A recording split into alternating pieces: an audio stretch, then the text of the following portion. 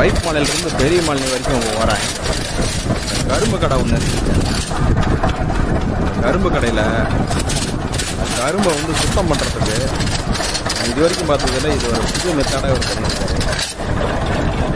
நல்லா க்ளீன் ஆகிடுது.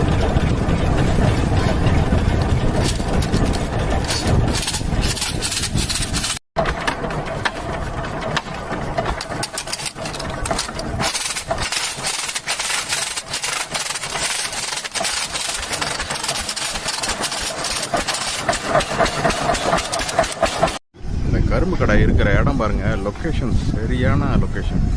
அதாவது ஒரு பெரிய பந்தல் போட்டால் கூட இந்த மாதிரி இடத்த பார்க்க முடியாது. பெரிய ஆலமரம், பக்கத்தில் ஒரு மீட்டு வீடு, விழுதுகள்லாம் இறங்கி நல்ல ஒரு நிழல் கூடமாக எப்பயுமே வெயில் அடிக்காத.